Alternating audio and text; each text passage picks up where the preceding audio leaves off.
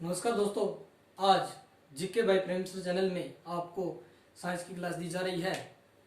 आपको यहाँ पे जो सभी भर्ती है रीट, पटवार, आईएएस, आरएएस और एसएससी, एलडीसी सभी की कांस्टेबल है, इनकी सभी की यहाँ पे आपको क्लासेस मिलेगी, इसलिए आप वीडियो पे बने रहें।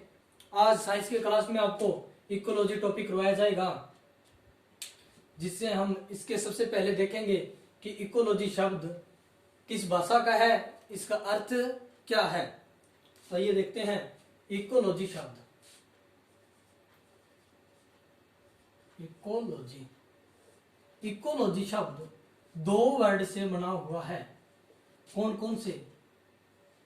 ओइकोस प्लस लोगस से, इन दो में बना है। ओइकोस प्लस लोगोस से। ओइकोस जिसका अर्थ है आवास, लोगस जिसका अर्थ है अध्ययन।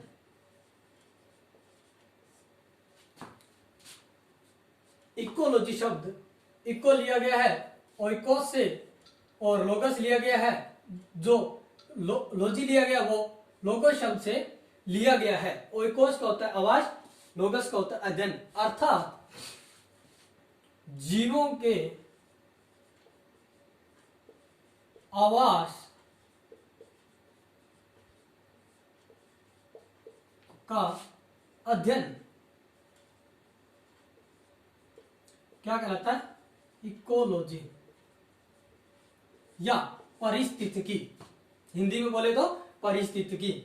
अब ये वर्ड, इसका मीनिंग तो हो गया ओइकोस प्लस लोगोस से बना है। ओइकोस का अर्थ होता है आवास, लोगोस का होता है अध्ययन।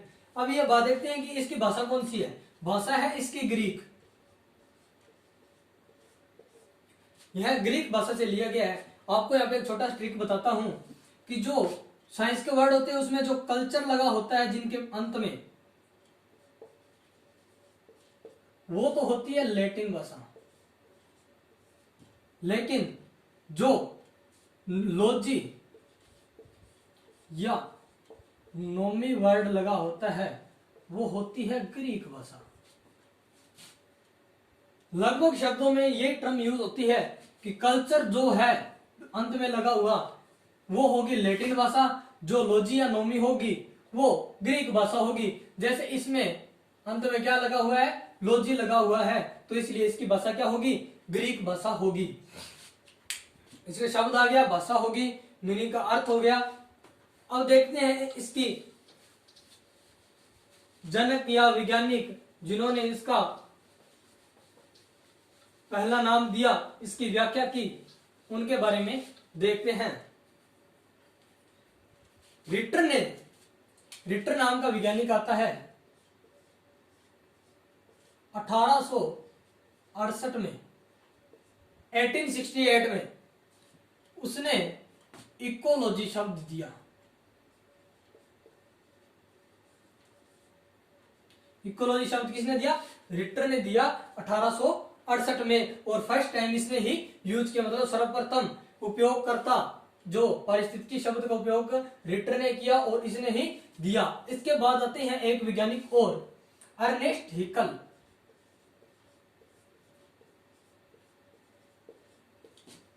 अर्नेस्ट हिकल जो 1869 में आते हैं। उन्होंने इकोलॉजी शब्द की व्याख्या की।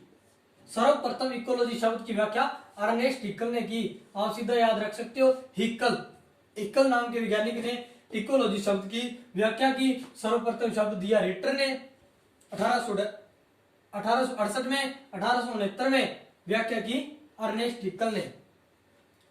अब बात आती है इनके जनक की। जनक की बात करें तो इकोलॉजी के या पारिस्थितिकी के जनक है पारिस्थितिकी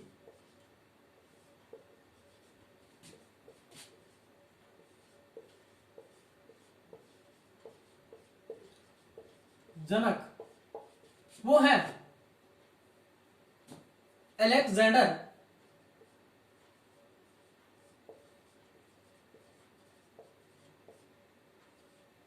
वॉन हम्बोल्ड्ट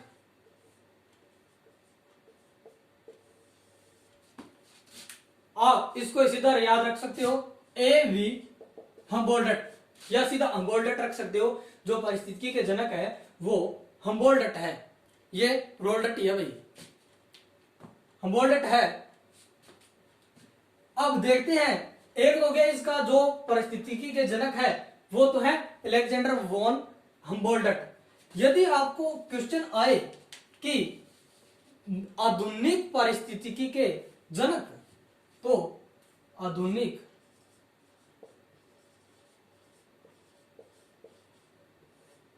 पारिस्थितिकी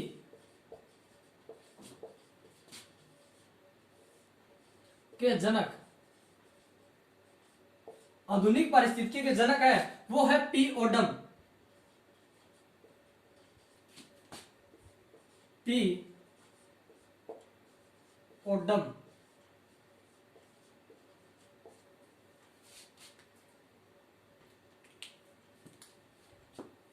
अब देखते हैं कि सर्वप्रथम नाम जो दिया रिटर ने दिया, सर्वप्रथम इसकी व्याख्या की अर्नेस्ट हिटलर ने की।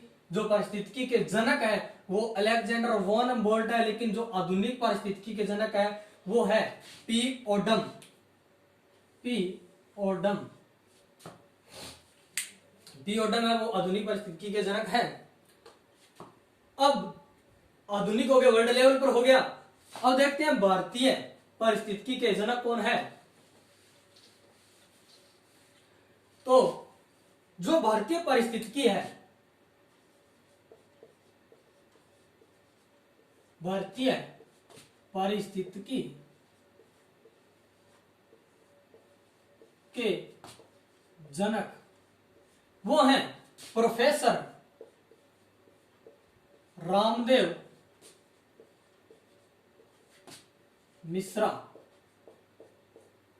सबसे शान नाम है प्रोफेसर रामदेव मिश्रा। अब आते हैं, अब हो गए तीन जनक। अब ये तीन जनक आपको रिपीट कर देता हूं कैसे कैसे क्या है। यदि आपको सीधा क्वेश्चन में पूछा जाए कि पारिस्थितिकी के जनक कौन है, तो पारिस्थितिकी के जनक अलेक्जेंडर वॉन हम्बोल्ड्ट है। यदि पूछे आधुनिक पारिस्थितिकी के जनक तो वो है पी ओडम, और यदि पूछे भारतीय पारिस्थितिकी के जनक कौन है तो वो है प्रोफेसर रामदेव मिश्रा। प्रोफेसर रामदेव मिश्रा भारतीय पारिस्थितिकी के जनक है। ये सबसे इंपॉर्टेंट क्वेश्चन बनता है हमारे इकोलॉजी के लिए।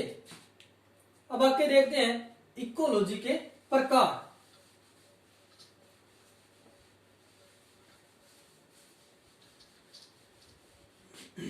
इकोलॉजी के प्रकार की बात करें या पारिस्थितिकी के प्रकार की बात करें तो अपने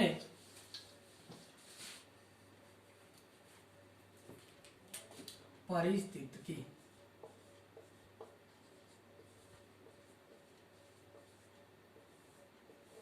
पारिस्थितिकी के प्रकार, इसके प्रकार दो प्रकार होते हैं।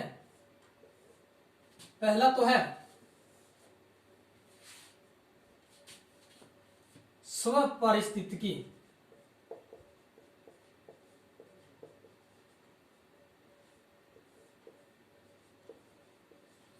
दूसरी है समपारिस्थितिकी।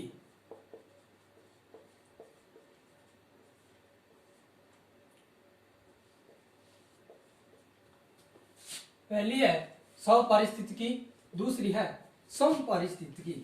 अब इसका आपको परिभाषा बताते हैं कि जो पारिस्थितिकी के प्रकार है स्वपारिस्थितिकी और समपारिस्थितिकी, ये क्या है। जो स्वपारिस्थितिकी है उसका अर्थ होता है कि एक ही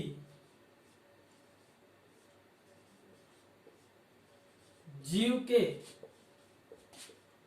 आवास का अध्ययन करना स्व पारिस्थितिकी कहलाता है।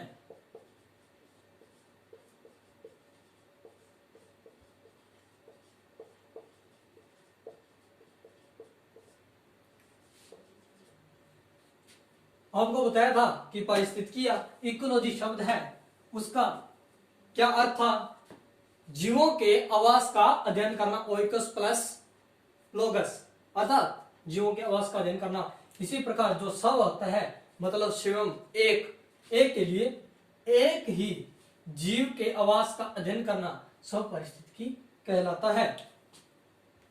अब देखते हैं सम पारिस्थितिकी। सम पारिस्थितिकी क्या होती है, जीवों के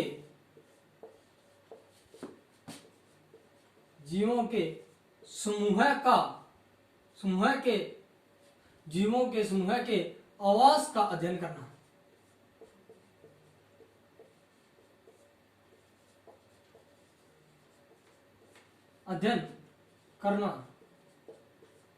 सम पारिस्थितिकी कहलाता है। सम पारिस्थितिकी कहलाता है अर्थात जीवों के बहुत सारे जीव इकट्ठे जिनका समूह हो उनके आवास का अध्ययन करना क्या कहलाता है, सम पारिस्थितिकी। और एक ही जीव के आवास का अध्ययन करना क्या कहलाता है, सम पारिस्थितिकी कहलाता है। आशा करता हूं आपको समझ आया होगा इनके बीच में क्या अंतर है, सम पारिस्थितिकी और सम पारिस्थितिकी के बीच में। सम का अर्थ सम है उसमें जीवों के समूह का, और जो सव है उसमें एक ही जीव का अध्ययन किया जाता है। अब देखते हैं जी पारिस्थितिकी के स्तर।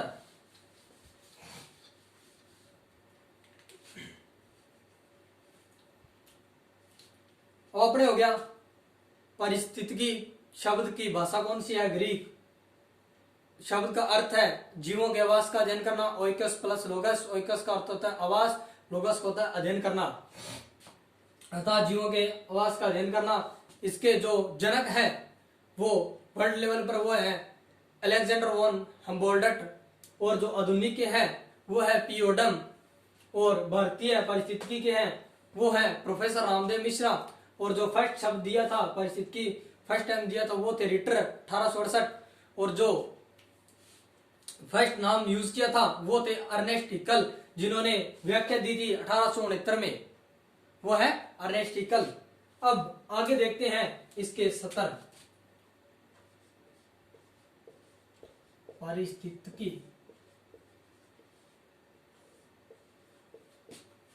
के स्तर। अब पारिस्थितिकी के स्तर देखते हैं, उसमें कौन कौन से स्तर हैं।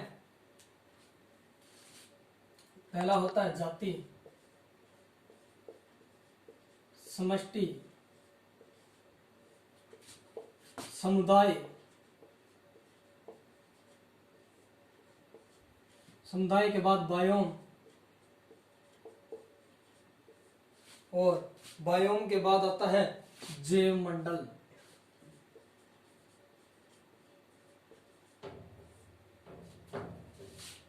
पारिस्थितिकी के जो स्तर है वो पहला है जाति, दूसरा है समष्टि, तीसरा समुदाय, चौथा बायोम, पांचवा जैव मंडल।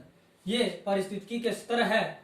अब आज के लिए इतना ही, आगे जो इनकी स्तर है उनकी व्याख्या अपने आगे वाले भाग में करेंगे। आप लोग चल रहे लॉकडाउन के कारण ऑफलाइन क्लासेस हैं जो बंद है, और अब ऑनलाइन क्लास का फायदा आप लेते रहें और अपने दोस्तों को भी शेयर करें ताकि वो इस लॉकडाउन में चल रही महामारी के कारण उनकी तैयारी जारी रह सके और वो अपना सिलेबस है वो कंप्लीट कर सकें और उनकी कोई भी अध्ययन में बाधा न पहुंचे। इसके लिए अपने दोस्तों भी शेयर करिए और अपनी राय कमेंट में दीजिए। यदि आपका कोई क्वेश्चन हो इकोलॉजी से संबंधित तो आप कमेंट में बताइए। और आज के लिए आपका एक क्वेश्चन है बायोलॉजी से संबंधित है। यदि आप फर्स्ट जो जिनका कमेंट होगा और आंसर जिनका सही होगा, फर्स्ट कमेंट और फर्स्ट आंसर जो सही होगा उसका अगले वीडियो में नाम बताया जाएगा। वो क्वेश्चन है,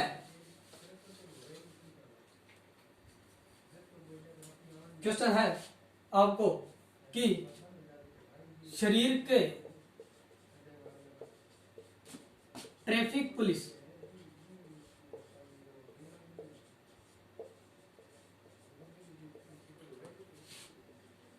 किस अंग को कहा जाता है।